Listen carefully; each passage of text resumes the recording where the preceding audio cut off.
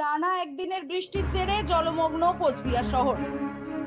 কোচবিহার শহরের 7 নম্বর ওয়ার্ড অর্থাৎ রাজবাড়ির সামনে জলমগ্ন পরিস্থিতি। নিত্যদিনের যাত্রীরা সমস্যার সম্মুখীন। কলেজ পড়ুয়া থেকে শুরু করে সাধারণ মানুষ, পথ চলতি মানুষ, শিশু, বয়স্কদের চলাফেরার মারাত্মক অসুবিধা তৈরি হয়েছে বলেই জানাচ্ছেন সাধারণ মানুষ। প্রত্যেক বছরই দেখা যায় কোচবিহারের 7 নম্বর ওয়ার্ডে ভারী বর্ষণের ফলে জলমগ্ন হয়ে পড়ে। এ নিয়ে কি বলছেন স্থানীয় বাসিন্দারা, শোনাবো। কাপড়ে যে তুললে এখন রাস্তা হাঁটাহাঁটি অসুবিধা হয়ে যায়। প্রত্যেক বছরই তো এরকম জল জমে কোচবিহার রাজবাড়ির সামনে। হ্যাঁ আপনি কি এখানকারই বাসিন্দা? হ্যাঁ। এই প্রশাসনকে কোনো জানানো কি হয়েছিল?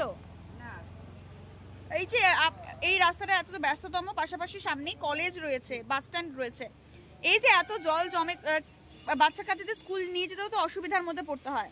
হ্যাঁ অসুবিধা তো হয়। আপনার নাম? এই ড্রেনের জল সবকিছু লোকজন যাচ্ছে, এটা তো খুবই নোংরা, এটা রোগও হতে পারে মানুষের।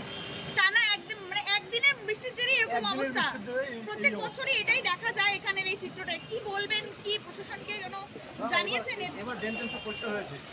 জলটা যদি বৃষ্টিটা কমে যায় তাহলে জলটা নেমে যাবে।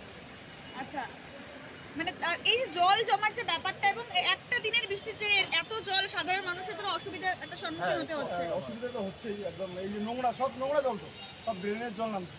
কিন্তু আবার যদি বৃষ্টি কমে যায় এখনই জল কমে যাবে। এবার ড্রেন পরিষ্কার করেছে। ড্রেন পরিষ্কার হয়েছে, আমরা শুনেছি, দেখি কি হয়। না, 1-2 ঘন্টা যদি কমে যায় তাহলে জল নেমে যাবে। কাজ